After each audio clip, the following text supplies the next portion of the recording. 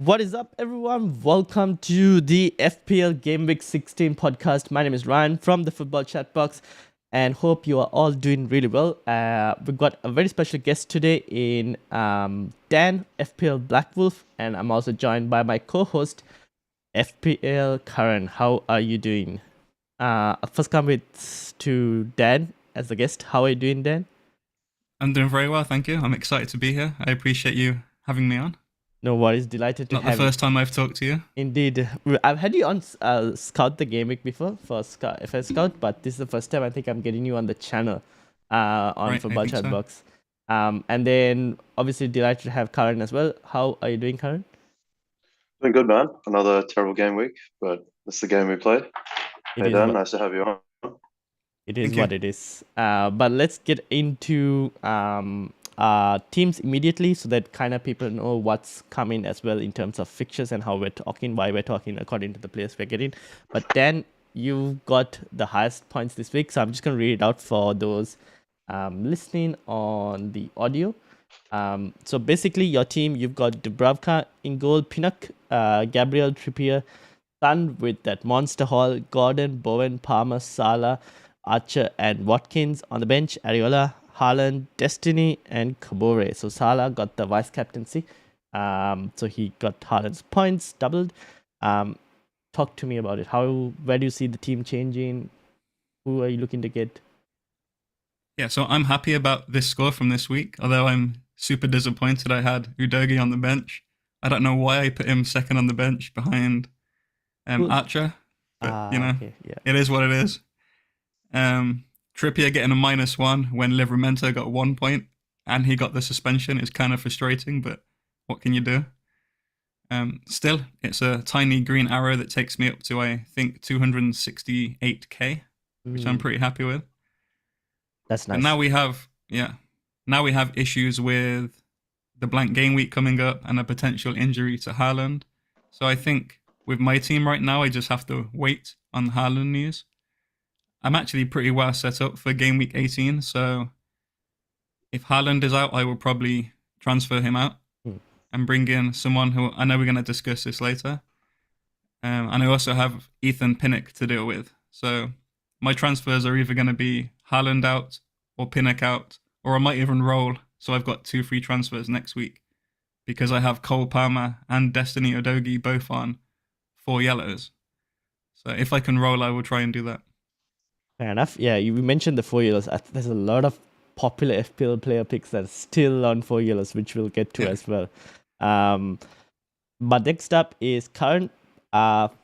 You've got Dubravka in goal, Diego Dalot, Tsimikas, Gabriel, and Pau Torres in the backline. Salah, Palmer, Saka, Foden, and then up front you got Isak and Darwin Nunes with Haaland on the bench. Turner, Enzo, and Lascelles. And the armband went to Salah without him. Talk to me about it. What's the plan? Yeah, so I got the bench order right. Yeah. But not much else. So Pau Torres came on, and I got the 6 points, which I feel lucky about. I mean, yeah, this team has quite a few fires now, which is the thing that I'm worried about. Like Darwin's minutes are dropping off. So is Isaac, with Wilson starting to play again. Haaland is a problem. Like Dan mentioned, I have to think about whether to take him out or try and bench him for 2 weeks. So yeah, we'll discuss all that in detail. But yeah, I think the big pieces in my team are okay, but there's lots of transfers needed, which is annoying. Yeah. And then we got my team. Dubravka, Branthwaite, Tsimikas, Trippier, Gabriel, Saka, Gordon, Bowen, Palmer, Salah, Watkins, Areola on the bench, Haaland, Toffolo. Ryan, the Toffolo punt. The week that it worked out. I know, and I did start him, and then Osula as well. I've got a bit more flags, I think, but then both Branthwaite and Trippier suspended this week, so I have to start Toffolo because of that, because I need 3 defenders out against Spurs. And I've done a move early, and I've got a bought in Heung-min Son as well for Bowen, because I was just tired of West Ham. I was looking at West Ham every week, and I'm like, just poor. So I went and did that move early as well. Haaland news, we'll talk about it when we get to like moves in terms of the forwards. But let's get straight into the fixtures. And I've also got Lego Mane's fixture crunch here, just if you kind of need to understand the gap between games. And I think this will be relevant when coming to speak about Haaland as well. But we'll start with Forest versus Spurs. Now, Steve Cooper is still in the job for the moment. Obviously, Spurs come in. Spurs, we know they're going to attack, continue to attack. Richarlison played now in that false nine position. We don't know whether that's going to be a permanent thing or will Son reclaim that false nine position. But let's assume Richarlison takes that false nine spot. What do you think in terms of how that will affect Heung-min Son? And do you think does that make Richarlison a good option? Where do you guys stand? So come to Dan first. Where do you stand on that? Well, I think we saw that even at left wing, Son is a really, really good asset. He got 17 points on the left wing. I don't think it matters where he plays, to be honest. I think he's an amazing asset. Richarlison looked good with his 2 goals. And the thing is, of course, in game week 21, I think it is, we have the Asian Cup where Son will be going off. So I imagine Richarlison's minutes are only going to go up at that point. So I think he might be a nice punt for the next few game weeks for sure. Fair enough. Karan? So I feel salty about this because I started the game with Richarlison, and it didn't do anything. But yeah, I sort of echo what Dan said. I don't think it was a false 9. I think it was a proper number 9. And yeah, Son might even be a better option at left wing. So in the post press conference, Ange said that the reason he played Son wide was because he noticed that a lot of chances were coming to them in wide areas, and he wanted his best finishes in slightly wide areas. So Son might even be a better asset slightly out wide. And yeah, Richarlison is, I think, insane value if he keeps playing up front and getting 70 minutes plus. I've been playing with FPL Review a lot, and as soon as you start assuming Richarlison gets 70 minutes plus, it brings it in as a priority transfer. So that to me is an indication. Yeah. Fair enough. I think the only thing with Richarlison is he shooting boots. Only he can score. He gets a lot of chances. If he can finish it, it'll be really good. But I do agree. I think Son is like a good option. It's like owning a Darwin or something, right? You just hold for a while and yeah. So I've got Son and I did the transfer. I thought like even with the 4 game mix, it's definitely worth before he goes for Asia Cup. And after that, I'll probably have to move. So when it gets closer to Asia Cup, I probably need to save 2 free transfers going into like Game Week 21 because I've got Salah as well. So I think a lot of people in that situation might have to like hold 2 free transfers, move them both out, or even bench one depending on how things go. Forest, I know a few people still have Gibbs White. I've got Toffolo. The fixtures, the easy fixtures didn't go as easy as we probably would have thought. Keep Gibbs White, I guess, till game week 18 and then probably sell. Same with Toffolo, probably. I mean, I'm sure I've seen your team. You've got other fires to put out. Yeah. So I think you have to keep him. Yeah. But I've had no interest in Forest assets. I haven't the entire season. They look so bad. They rotate so much. They just concede so many goals. I'm not interested. But if you have them, you have to keep him, I think. See, that's a smart man. I wish I went for Robinson at the same price tag than Toffolo, but here we are. Karan, anything to add on first? I mean, they've been pretty good at home, right? They've been getting battered away and pretty decent at home, but they look especially bad now. Yeah. And I suppose Spurs will just always attack. So this seems like a good fixture. Yeah, good matchup. Bournemouth versus Luton. Now, usually I would kind of avoid this game, but now we've got to the point where Bournemouth are now the second best attacking team and second best defensive team, if I'm not mistaken. Yes, in the last 6 game weeks. So they're actually putting up the numbers as well. Solanke is a really good shout now for a potential Haaland replacement. Where do you guys like stand with Bournemouth? And also, I think Senesi is another one, defender 4.3, 2 mega hauls in the last 2 game weeks. 3 good fixtures have come in for Bournemouth. Good options. Dan? Yeah, I really like Bournemouth. I think they're super attacking. Their next 3 fixtures are really good. They have a good fixture in blank game week 18. I mean, Solanke is the standout. He's their talisman. But I also like people like Tavernier. You mentioned Senese, and he's another player who's on 4 yellow cards though, so I'd be Yes. worried about bringing him in. And I know they have good stats in defense, but I'm not really convinced by them. I still think they concede goals. I think there's better assets elsewhere Fair enough. for teams like Chelsea or Pedro Porro, places like that, or Aston Villa for the blank. All right. But Solanke for sure. Tavernier, definitely. I'm really interested in those guys. So go ahead. I'm a big Solanke fan. Yeah, Yeah. I think he's a great FPL asset. I think probably we'll all end up having him in our teams in a few weeks.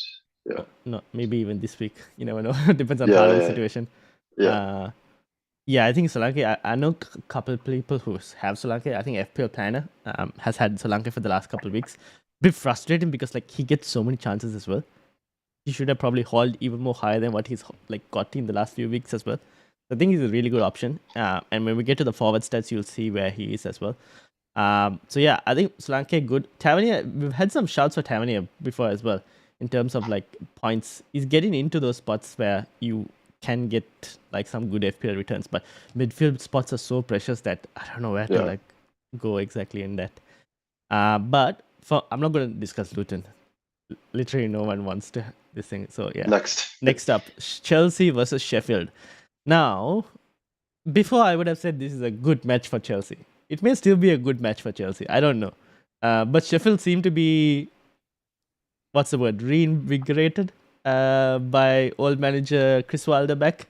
Dan, thoughts on this matchup in general? Yeah, I have the same thoughts. If this was Heckingbottom in charge still, I'd be like, let's get 3 Chelsea assets in. But now they have Chris Wilder, it's not as good of a matchup. He seems to have them playing pretty well. Still, Chelsea at home, I think it's a good fixture for them. I think it's a high chance of a clean sheet. So people like Colwill, I like. Raheem Sterling got a rest the last game. So I know he's on 4 yellow cards, but I think he has full potential in this game. He's someone I think if you have him in your team, you're going to get lucky this week for sure. Fair enough. The panel team bought Sterling in last week, so hopefully it happens this week. We'll see. He's on 4 yellow cards. Palmer is another one on 4 yellow cards as well. So I think people who like those players, if you have him, you play him. But I wouldn't go looking to buy them this week potentially with that 4 yellow card problem, because there's a very good chance they get a yellow and then they miss 18 and then you're in a whole lot of mess as well. It's like, I think if possible, you're going to want to hold a transfer this week. I think having 2 free transfers in 18 is the best play possible. It's going to be very difficult for a lot of people to do, especially if you have Haaland and he's out. But 2 free transfers in 18 are going to be so valuable, especially if you have assets on 4 yellow cards. True. Karan? Yeah, I mean, I roughly agree. I think Palmer is still the best option for me. And I think against teams that park the bus a lot, Palmer will have the ball a lot around the box and take lots of shots and stuff. So I think he's a good asset. But yeah, I'm not rushing to bring in anymore. I think a couple of game weeks ago I was planning James or Colville in. Now I'm less excited about that. Yeah, I think Colville's probably still good, like Dan said.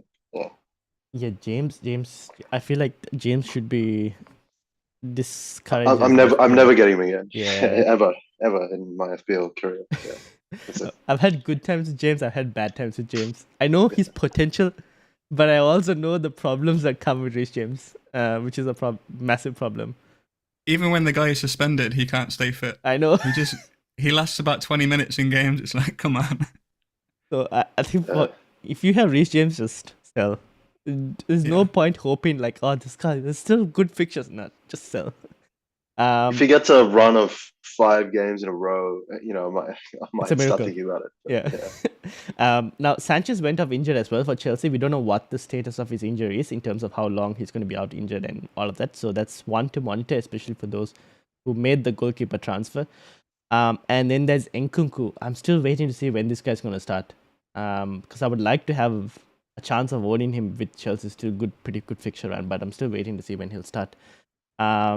Now, City versus Palace. Okay, let's assume Haaland is out. Oh, actually, first of all, do you wait till like closer to the deadline to kind of wait and see if information more information comes, or what do you do with the Haaland move? Sorry, I'm just gonna jump in. Yeah.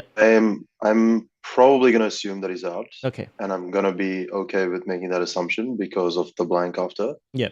I also saw about an hour ago that Haaland's sister transferred him A out family. in Yeah. FPL. Yeah. Yeah, Yeah. did you see that? Yeah, Yeah. I did. FPL Focal, I there's a think, tweeted it. sister and his dad. Yeah. Both transferred him out in their FPL teams. That's all the confirmation I need.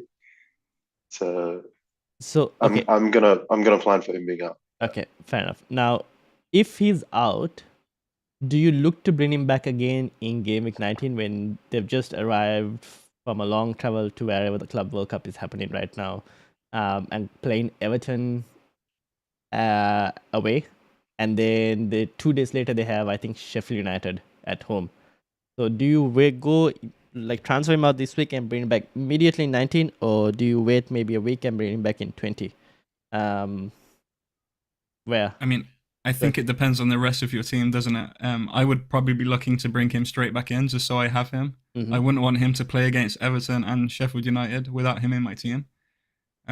However, like you said, we also have to consider the Asian Cup if you've got Salah and Son in your team too, because it might be worth waiting until 21 and then using the funds from selling Son or Salah to bring in Haaland again, especially if you've brought in Solanke, who has a really good fixture in 19 as well. So I don't know yet. I'm undecided. I think you have to play by keeping your options open. I don't think you want to close yourself off down one route. Yeah, true, because his injury could even last maybe, I don't know, it could be even further past the Club World Cup as well. We don't know what would happen. Karan, what do you think in terms of bringing back? Yeah, so like you said, I would like to bring him back for Sheffield, which means taking Salah out 1 game week early. So 21 Salah leaves, 20 he plays Newcastle at home, which is probably now a good attacking fixture. But if you take Salah out in 20 instead and bring Haaland back, that sort of works. Yep. But like Dan said, yeah, keep your options open and then assess. Yeah. Yeah, fair enough. Palace. I think. Yeah, go ahead. I just want to add. Sorry, if I do take Haaland out, I think I would probably keep the funds in the bank. Yes. To leave the option open of bringing him straight back in if I want to. I don't want to take him out and then spread my funds around and then I can't get him easily back if I need him back. So I think it's okay to take him out, but saving those funds is probably wise. Okay. Actually, I'll go straight to the Haaland replacements potentially. So I've got last 6 game weeks forwards. Solanke tops the charts here, over Haaland as well. Now, if you were to pick forwards, who would you recommend? Like options? Dan? I mean, for me, everyone's going to have Solanke. Solanke is the standout here if Haaland is injured. Ollie Watkins is probably a must-have when they've got Sheffield United at home in blank game week 18, and his ownership is going to be so high, especially with people captaining him. Outside of that, I'm honestly not too keen about any of these. I don't mind Mateus Cunha at Wolves as a cheap option. I really like the Newcastle forwards, but now you have Callum Wilson and Isaac both fit, so they're going to take minutes off each other. Darwin Núñez, I love the guy, but he's never coming anywhere near my team because he's just so frustrating. I know some people have been interested in Raul Jimenez now that Fulham have scored something like 14 goals in 3 games or something like that. But I don't know. Maybe that's my Wolves bias. Fair enough. Karan? I agree with all of the above, but also Alvarez. We should probably talk about Alvarez, right? Like, does he is now the number 9 without Haaland? Does that make him a much better FPL asset? Does it make him a slightly better FPL asset? I don't really know the answer. I think it probably makes him a better asset, but again, they have that blank in 18, and that's why I wouldn't think about bringing him in. The fixtures around the blank are so good though. If you can manage it with your bench, like I think the upside could be there. So if you don't have Alvarez, I might think about it as well. Yeah. Because I was thinking about that Alvarez move as well, in terms of if you can bench him for 18, then it's good because he's probably going to take penalties as well for Manchester City, and they're still one of the top. Really? Yeah, probably, right? Because who else is going to take it in that team? Maybe Bernardo, I don't know. Because I don't look at anyone else in that team and think that they are penalty takers. Alvarez at least has taken for Argentina a couple of times as well, so I would assume it would be him. But Not Rodri. I think it'd be Alvarez, but Yeah. I guess we don't know, do we? yeah. So I think if you have a decent bench to cover him in 18, I think if you're someone who has their wild card still, who are planning to play it after, then he's a good asset. He's a good chance to go for a differential that not many people will have because of the blank. Yeah, but I think Solanke is still probably the safe option. The one reason why I'm slightly put off with Alvarez is because of the likes of I've got Palmer in my team, and I've got someone else also on 4 yellows, if I'm not mistaken. That's the thing, right? Yeah. If you've got multiple injuries, if you've got people that blank in 18, if you've got crap assets, if you've got loads of players on yellow cards, then bringing in another player who's going to blank just doesn't make sense. Yeah, because like if you have players who are okay this week, okay, if people got yellow cards, it is what it is, and they're blank suspect. But if you have people on 4 yellows this week and could potentially get like banned or suspended for game week 18, you need to take that into consideration as well, on top of the whole bench and Alvarez as well, which is not an easy situation to be in. So that's one thing to kind of look into. There was a question from Evan in the chat in terms of he's got Haaland and Trippier, but he's thinking of buying Solanke as a third striker for Mubama instead of like doing the replacing Haaland directly. Would you think that's too risky, or is he thinking of taking Trippier out to be able to upgrade Mubama to Solanke? I think that's what he's saying, right? I don't know. That Evan will have to reply to that probably. But I think that's what he's saying. But if that's the case, I wouldn't do it because Trippier is suspended for 17. That means he's going to be good for 18. Not suspended for 18, and he's most likely going to play. Yeah. If you have Trippier away to Luton in game week 18, you have to play him. That's a great asset. Not a lot of people are going to have him, I don't think. Yeah, true. And I feel like at this point, Trippier could do with the rest as well. He needs a rest. He's been getting skinned in the last 2 games. Yeah, so that suspension in one way kind of helps him as well in terms of getting a rest for this week. He can afford the Mubama to Solanke without selling Trippier. I don't mind. Easy. Yeah. Good move. Yeah, then do it. Yeah. Hey guys, we what about Jimenez? So I like Jimenez as a Fulham option. The one thing with Jimenez is he will get rotated with Vinicius because he's not going to play full 90. That's the one slight issue. But I think Fulham are doing well. They really go for it. Yeah, they actually they really go for it. So I think they could be good options. And he's 5.2 compared to Solanke 6.6. Yes, that's true. So it depends on your budget and like where else. Like if people can go directly to Jimenez as a third striker, I don't mind that as well, to be honest. And the fixture in the blank is Burnley at home. Yes, it's a good fixture. Fulham have a really good fixture run. So I think we need something to kind of look at because Fulham's fixtures, they've got Newcastle next, and then they got Burnley, Bournemouth, and Arsenal. So it's all right, but I think I'll get to another team as well, or Dan's team, because I think they also have a pretty decent run, to be honest. All right, now Newcastle, Fulham. I guess that ties in with Fulham question, but Newcastle getting slogged every week. I just think the team is running on fumes at this point, and they all need a vacation so that they can come back better at the moment. But defensively, they're getting hammered. Where do we sit with like Newcastle assets? I saw a tweet before going to sleep about Newcastle considering goalkeeper options in January, and that Dubravka is carrying a shoulder injury and all of this stuff. I'm like, I just bought in Dubravka. Thank God it was for Turner and not Variola. So at least I hopefully have a goalkeeper again. But where do you stand in terms of Newcastle players? They need rest. Yeah. Sorry, you go, Dan. No, go ahead. You go ahead. No, I was just gonna say they need a rest. I feel like I own too many of them. Unless they get a rest and start playing well again. I still think at home they will be good. I just think that they have too many crucial games in other competitions, and I sort of should have seen this coming and not jumped in so much. But they had too many cheap defensive assets that I just piled in. But yeah, that's how I feel. Dan? I'm still fine with them. like Karan said, at home, I still think they're a very good team, especially with the fixtures they have. They're turning soon.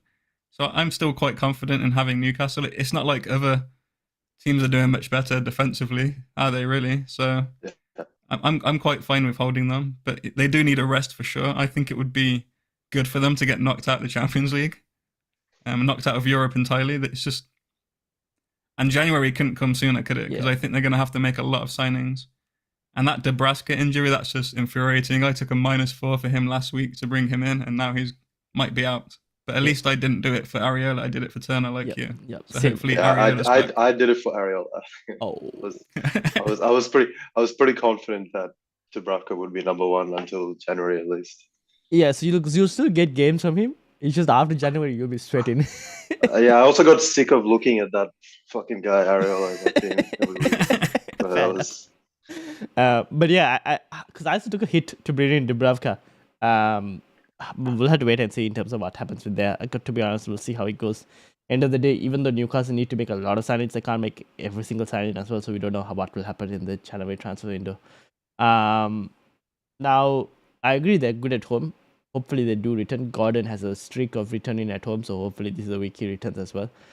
Fulham, I still think they're a good team. I do like they have budget options that people can go to, like Jimenez. I think Willian, who's on penalties, is also not a bad shout. Because if they do get a pen, he could do really well. And then I mentioned Robinson in defense. They're not a bad team. Again, Leno keeping clean sheets as well. So anyone wants goalkeepers keeping clean sheets, maybe that's the place to go at the moment. Anything to add further on this matchup, or?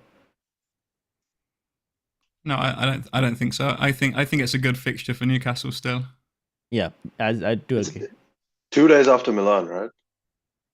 Ooh, 3 days after 3 Milan? days probably. Yeah. Do you have that congestion thing again? Yes, I do. So Newcastle. Where are they? Here we go. They got Milan and 2 days after Milan. Yep. So. And then they have Chelsea straight after in the cup as well. Oh. Packed schedule, not good. The schedule doesn't clear up until Game Week 19.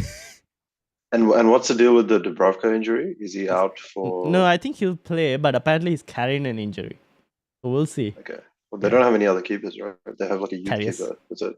They have Karius. Oh, right. It's practically not having another keeper. They might as well play, I don't know, Dan Burning goal with his bad back. definitely shouldn't play him in the Champions League. That's for sure. Yeah. So we'll see what happens. All right, moving on. Burnley versus Everton. Everton just getting the points. They don't care about their 10-point deduction. Yeah. They're just going to prove that they can stay, avoid relegation. Doing really well. Sean Dyche football is full at it and going against his old club as well. I got Brandwaite in because I was like, I needed a defender for 4.1 and he was the only one at that price range. I'm happy with him, even though he got suspended. Because if he didn't get that yellow card, he would have been on all 3 bonus points. The guy is just an absolute monster for bonus. It's a good player. Yeah. Now, Doucouré also slowly ticking in points in terms of midfield. But Everton as a whole, how do we approach them going forward? Pickford learning to keep clean sheets, which he couldn't in the start. Isn't that just infuriating? So many people had Pickford and they just took him out because they were so bad, and now they're looking really good defensively. I mean, he was the keeper to go for. I had Pickford and Tarkowski for the longest time. They did nothing. Yeah, especially at home, they look like a really good team. Yeah, and I've been calling out Doucouré on my podcast every single week, and yet for some reason I refuse to put him in my own team because he doesn't seem like a sexy pick. But he's returning every week. Yeah, I had him last season in my team, and he returned a couple of times, and then he got suspended, so I had to kind of take him off. But I do like him as an option, FPL option as well, because he can return. Because he plays in that advanced position as well, just behind the striker, so it's very good for like FPL points. Where else? Any other Everton players? They're a seriously good team. I think we need to rethink. Like even away, like they're really holding their own, and this is not a classic Sean Dyche team at all. This is nothing like the old Burnley. Seriously good team. Like Dwight McNeil is playing unbelievable every week. So it's like, I don't think he's an FPL option, but yeah, Michaelenko is probably an FPL option. He's probably an FPL option. Yes, that's true. Yeah. I wish Bradford was not suspended, but I guess I'll take it because I need it for 18 anyways. So it's a Mm. double-edged sword, that reward. But yeah, from Burnley's point of view, I guess the only thing to add from FPL point of view is that Charlie Taylor is also suspended for people. So they'll have him for 18, but not for this week, to be honest. I think people would prefer him to have him for 18 than Yeah. for this game week anyway, so they're probably happy about that suspension. Yeah, that's true. I'm in one way, I'm kind of happy of the suspensions that came in 17, so I don't have to worry about it, like all of them piling up in 18. Because then I would have been just like, might as well just press the free hit button at that point. All right, Arsenal versus Brighton. Arsenal went to Villa, got the result. I think that a lot of people were expecting based on Villa's home record. But they're still looking good, Arsenal. Do we see the tide shifting from double defense to double attack, or is it still double defense? Dan? I was never on double defense with these guys, mainly because I couldn't, but also because I saw their fixtures turning. Their XGC is still really good. They're just getting unlucky and conceding one goal here and there, or randomly conceding 3 to Luton with such a low XG against them. Yeah, I'm not too sold on Arsenal. I don't know why. I don't have Saka. I've been running without Saka for about 6 to 8 game weeks now, and he's been scaring me every single time he plays. But he hasn't been hauling, so I've been getting pretty lucky there. I had the choice of bringing in Son or Saka 3 game weeks ago because I had neither of them, and I chose Son, and I'm just so glad I did that. But when Salah and when Son go to the cup, then I think double Arsenal attack might be something we're looking at. I think Odegaard is someone I would like to potentially have for that midfield spot. He's a good cheaper option. He's like 0.7 million cheaper than Saka, and he's getting a lot of shots, getting a lot of assists. Karan? I mean, they were conceding less than 1 XG in a lot of games this season, which is the sign of an elite defense. And yeah, they've been grinding out a lot of games, and now it does look like they generated 3 XG against Wolves. I've got it here, like 2.5 against Luton. So the attack's slowly starting to click into gear. The issue is, who do you go for? The attacks are the returns are a bit dispersed. Like the balance of it's very different. Whether Trossard or Havertz plays that other number 8 role. Martinelli seems to play really wide, so that really only leaves Odegaard and maybe Jesus as other attacking options. And when Salah leaves, maybe Odegaard is an option. So. Fair enough. Yeah, I only have one defender because I felt like that. Good. I do think they will batter Brighton though this game. Yep. Brighton look like a little bit like they're on the up. They're starting to generate a bit of XG again, but I think away from home they should create more than 2 XG here. Yeah, I think that's the expected outcome. Yeah. I'm wondering if this is the game that Brighton, they've been scoring every single game. I'm wondering if this is the game where they don't do that. I don't know. We'll see. I wouldn't be surprised. Arsenal's defensive record is worse at home. Ooh, okay. Well, there goes another week of Brighton scoring and conceding, I guess. The theory is that they go for it more at home and therefore are a bit more open. Yeah, fair enough. The kind of home pressure the onus is on them to kind of go. But we'll see. I still think if you have an Arsenal defensive asset, you start them this game week with the lack of options elsewhere. I agree. Brighton look like they could probably going to score in this game. Yeah, fair enough. But I kind of have to. I have no choice. I have no defense otherwise. So I have to play Gabriel. But I will add, if I could move Gabriel to Zinchenko, I would love to do that because I think Zinchenko is a really good FPL option from a bonus points and everything potential. But same. For the moment, but too many fires, right? Yeah, too many fires and also not enough transfers. If we had 2 free transfers every week, it would be so much more better. But no. All right. Brighton assets, no. Too risky, too much rotation. No one seems interested. All right, cool. I'm not interested in Brighton. Yeah, fair enough. I don't know who to pick. I don't even want to talk about Disabi rotation. So. Adingra. Adingra plays 90 minutes every week. You think he plays 90 minutes now? You wait till he gets benched. Yeah, but I mean, no. I don't know why Mitoma is also getting benched. I don't understand.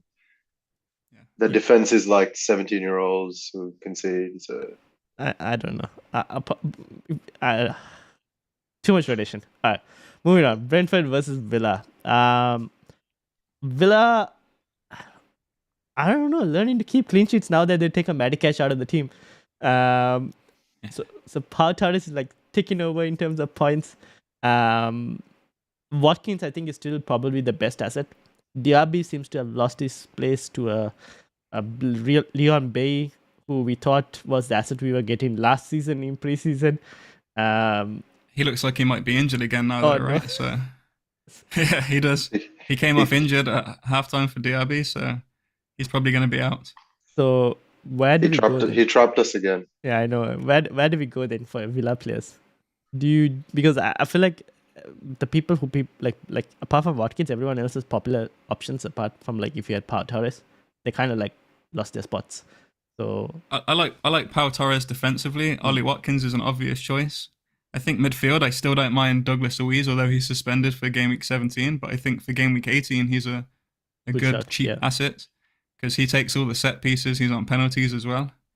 Yeah, I have to probably start Ethan Pinnock this game week. So I'm hoping that he keeps a clean sheet, even though I own Watkins, because his ownership is so low, and I'll fly up the rankings if he does anything. So that's what I'm hoping for. And with Douglas Luiz suspended and Aston Villa not being as good away from home, maybe I'll get lucky. Maybe. I don't think it's terrible. Like Brentford always get it done against, good teams. It's just the manager. Like Thomas Frank is just tactically like that. So even with all the injuries they have, I wouldn't be surprised if they got a draw out of this. Yeah, Aston Villa's away record in terms of both scoring and in general isn't the best to their home record. So we'll see what happens with this game. But I won't be surprised if, because of the form of the last two games and the high they're on, that they kind of carried over. But we'll see. In terms of assets, though, yeah, like this is like an amazing Villa side, but there aren't that many obvious FPL assets other than Watkins. Yeah. I think Konsa is probably worth a shout if he.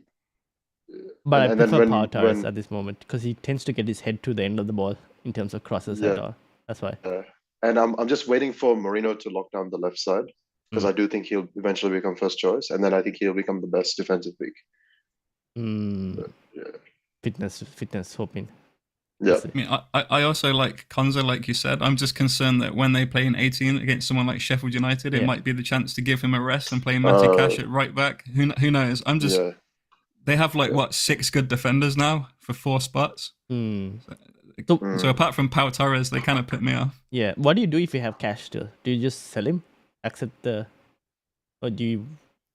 Depends on your other fighters, doesn't it? Yeah. I think if you have free transfers available, cash to Pedro Porro is like a really, really good move. Yeah. But I think if you have to keep him, I think it's fine to keep him for 18 and just hope he plays against Sheffield United. Yeah. All right. Cool. Moving on. I think it's fine to keep. Yeah. Brentford, I'm not going to really touch too much because blank coming up in 18 as well. West Ham versus Wolves. Dan, your team Wolves ticking along in terms of FPL points and points in the Premier League as well. Matthias Cunha getting points, Hwang Hee-chan getting points, although he is on 4 yellows, one thing to mention, and Asia Cup coming up. West Ham, on the other hand, I've watched the last 3 West Ham games of 90 minutes. I wish I didn't do that, but I have. Same here. And they've just been poor. Even though Bowen has got points in the game before, I was like, the chance of the points are so low because they don't hold the ball most of the time and they don't like to hold the ball. They prefer to counter it. And they hate the ball. I know, exactly. Absolutely hate having the ball. I'm like, I saw Bowen for Son. I was like, okay, I'm done with that. I anyway wanted to get Son and I'm just going to go and do it. And which is why I'm hoping Dubravka can keep his spot post-January as well. Because I just don't want to see Ariel like my team anymore. But from Wolves' side, they're looking good. And this Cunha we spoke about as a potential Haaland replacement. And I would bring their FDR up as well because Wolves, they've got... So you've got West Ham coming up, which I think is a good attacking fixture. Got Chelsea in 18. I think that's another good attacking fixture. Then you got Brentford and Everton. Brentford may be good attacking. Everton might be a challenging one. I think at home, those are good. Yeah, at home it might be a better for Wolves. Where do you stand, Dan, in terms of all of this? Yeah, Wolves are a much better team at home. And I do like Cunha as an option. The thing that puts me off him is he's not the kind of player who's going to haul. Because we don't...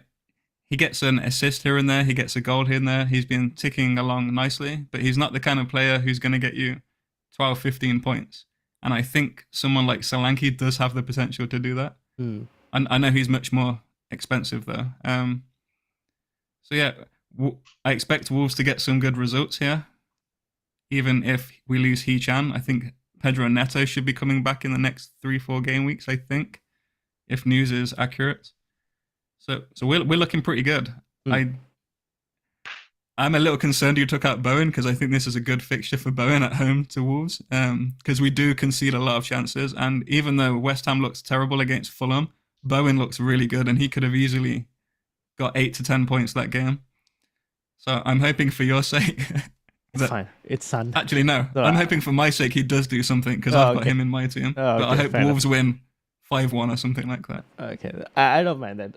But like I've got Son. I feel like I have more peace of mind with Son in the team. That's true. That's true. At the moment, instead of watching like I can at least watch Spurs and I enjoy the football because I know they're gonna attack. But West Ham, I don't know. But yeah. Yeah, I think this is a good fixture for Wolves. I think if you want to bring in Cunha, he's a good shout. But like I said, I just don't think he's explosive like other assets are. Yep, fair enough. And then the final fixture, Liverpool versus United. I like this. They're going to get battered. Yeah. I called this in the last podcast where I was telling to FPL Mira and FPL Ready. I went to Manchester United's Delta in terms of defense. It was -6. And I was like, a battering is coming somewhere. And the battering came against Bournemouth. But the Delta is still pretty bad. It's still in the -4. It's still pretty bad. So I feel like you eventually had to revert to the mean. So another battering might be coming. This is the battering. I'm a Man United fan. Yeah, so I know. Maybe I'm a bit too doom and gloom about this, but I'm so sure that this is like a 4-0 plus. Like the reason I've kept Darwin is because I'm waiting for this game. Like Dan, as a neutral, where do you see this game going? Yeah, I think Liverpool win this one comfortably at home. I think if you have Liverpool assets like Darwin, you keep them for this game. However, I just know Man United. Knowing Man United, this will be the game they turn up for, and they sneak a 1-0 or they get a 0-0 draw or something like that. Just typical United. Not the Man United this season. They can't. Yeah, they just can't do that. If Liverpool score early, they'll crumble under pressure. United. It depends on how early Liverpool can score. And they have Bruno suspended, right? Yes. Yeah, they're fucked. Yeah. They're so fucked. Yeah. See? There's no hope. I think the only hope is that the midfield will be slightly better because McTominay might be pushed further upward, which means there might be another midfielder alongside Amrabat, but yeah, there's no hope.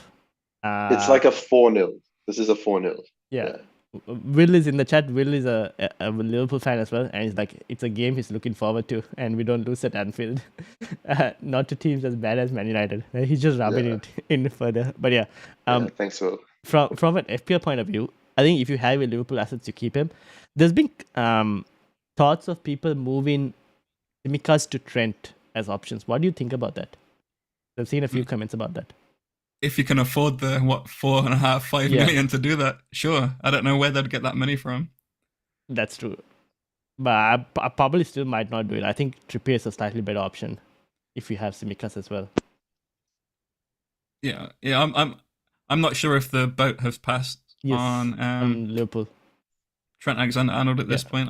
He's a great asset. He's just so expensive, isn't he? That's the problem. Yeah, that's the thing. Because Liverpool's next fixtures, they've got obviously United, then they got Arsenal, Burnley, Newcastle. Defensive point of view, it's not as the best of fixtures that just passed. Maybe he's still probably a good asset, but like you said, the board probably passed in terms of attacking returns potentially. I think Trent's an amazing asset. I'm not doubting his potential as an asset. It's just his price is just so high. I mean, maybe when we lose Son and Salah to the cup, maybe that's the time to bring him in. But then I think that time their fixtures aren't great.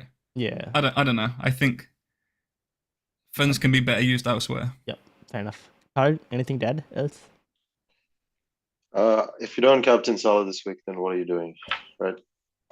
Fair enough. I think let's talk about captaincy. Is Salah hands down the best, or do you think Son against Forest can do something?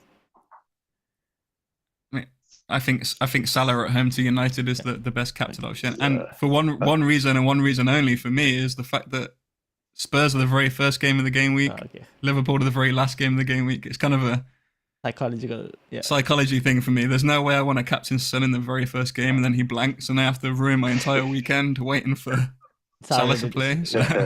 Okay, fair enough. That makes sense. All right, cool. So yeah, that's basically what we've got from the fixtures. I'll quickly go on to the stats. Chelsea, interestingly, top for attack, which is why I'm like waiting to see what happens to Nkunku, because I would like an Nkunku in my team, but we'll see. Bournemouth on there as well in second. And then on the bottom, you've got the likes of Luton, Sheffield, Burnley, and Forest. United fifth, best attacking team. I'm like, what? But yeah. Fulham also top 4 attacking team up there, given that the last few games they've just absolutely annihilated their opponents. And then defense, you've got Arsenal, Bournemouth again, second best defense. City, Liverpool, Villa. This is the last 6 game weeks. At the bottom, you got Spurs. And then you got Luton, Chelsea, Newcastle. Some big teams at the bottom there. But last 6 game week stats, this is how it's looking like. Anything surprising? I think seeing how good Arsenal are defensively, and yet they've only come away with 1 clean sheet from those 6 game weeks, is very unlucky if you had double Arsenal defense. Yeah, that's true. They're just. I'm surprised at how good Bournemouth are defensively. Yeah, we'll see. I think it's just going to get better. But yeah, Arsenal are just on another league in terms of the chance that they concede. And then last 6 game forwards, I'll bring this quickly up again because there was a question again from Quinton, FPL Amateurs of us, who he did a -8 that removed Saka, Alvarez, and Haaland to bring in Haaland, Gabriel Jesus, and Lo Celso. So he's got to kind of take Haaland out again, probably. But he's what he was asking was who should he get him in for? So I guess we did kind of discuss this. So he has Watkins and Gabriel Jesus as his other strikers. So I probably think Solanke is probably the option over here for him. If Haaland is out, I think Solanke is an easy choice. Yeah. Unfortunately, he's going to be such a template player and everyone's going to do it, but that's because he's the standout option. Yeah, fair enough. And then there is another question with regards to wildcard. Now, I've seen a bit of rumors floating about, not rumors, I've seen a bit of tweets floating about where people are thinking game week 17 could be a better week to wildcard than game week 19. Where do you guys stand with that in terms of like the fixture run and whatnot? Do you still think game week 19 is a better week, or with the whole news that Haaland's out, maybe you structure your team accordingly where you leave enough funds in the bank to bring back Haaland? Yeah, I think 17. I think 17 wildcard I like because you can get the right City assets that you can bench in 18 with good cover because their fixture straight after is really good, and I would probably rely on selling Salah or Son in 20 or 21 to bring Haaland back. If I wildcard in 17, that's probably how I'd do it. Dan? I don't think I would get him and bench him. Yeah. Okay. Yeah.